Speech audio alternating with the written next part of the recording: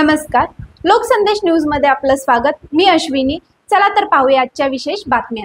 MIDC Kupwad police Thane हद्दीतील गुन्हेगार किरण लोखंडे टोळीस माननीय संदीप घुगे पोलीस अधीक्षक सांगली यांनी सांगली आणि कोल्हापूर या दोन जिल्ह्यातून 2 वर्ष कालावधीकरिता हद्दपार आदेश पारित केलाय। गुन्हेगारी टोळ्यांची दहशत मोडून काढून त्यांचे समूळ उच्चाटन व्हावे या पार्श्वभूमीवर सदरची हद्दपारीची कारवाई करण्यात आली। MIDC कुपवाड पोलीस ठाण्याच्या हद्दीमध्ये हद्दपार टोळी प्रमुख एक किरण शंकर लोखंडे वय वर्ष 23 राहणार वाघमोडे नगर कुपवाड तालुका मिरज जिल्हा सांगली, संदेश रामचंद्र घागरे वय वर्ष 21 राहणार वाघमोडे नगर कुपवाड तालुका मिरज जिल्हा सांगली, सोनू उर्फ रापूहरी येडगे वय वर्ष 28 राहणार मायक्का नगर बामणोली तालुका मिरज जिल्हा सांगली या टोळी विरोधात सन 2020 ते 2024 मध्ये संगनमत करून खून करणे, खुनाचा प्रयत्न, बेकायदेशीर अग्निशस्त्र आणि पातक हत्यारे जवळ बाळगून त्याचा धाक दाखवून गंभीर दुखापत करणे अशा स्वरूपाचे शरीराविरोधाचे गुन्हे करीत आहेत। नमूद हे या कायद्याला न जुमानणारे आहेत। त्यामुळे या टोळी विरुद्ध महाराष्ट्र पोलीस कायदा कलम 55 अन्वये प्रभारी अधिकारी MIDC कुपवाड पोलीस ठाणे यांनी पोलीस अधीक्षक सांगली यांना प्रस्ताव सादर केला होता।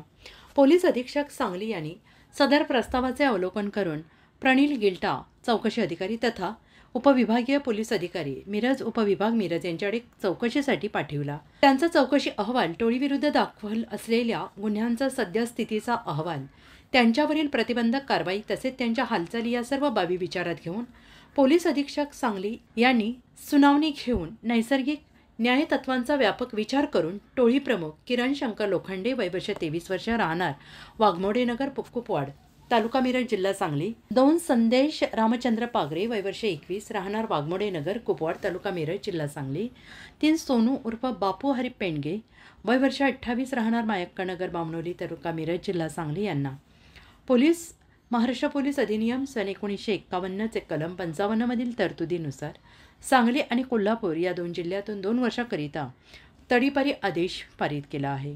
आगामी सण उत्सव या काळात टोळीने गुन्हे करणाऱ्या टोळींवर बारकाईने नजर ठेवून त्या नेस्तनाबूत करण्यासाठी यापुढे कडक कायदेशीर कारवाई करण्यात येणार आहे।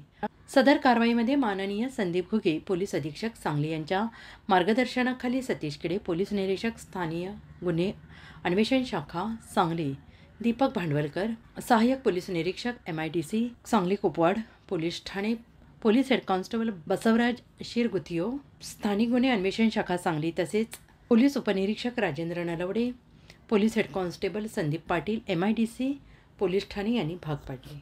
अशाच विशेष घडामोडींसाठी आमच्या YouTube चॅनलला सबस्क्राइब करा, फेसबुकला लाईक करा आणि इन्स्टाला फॉलो करा।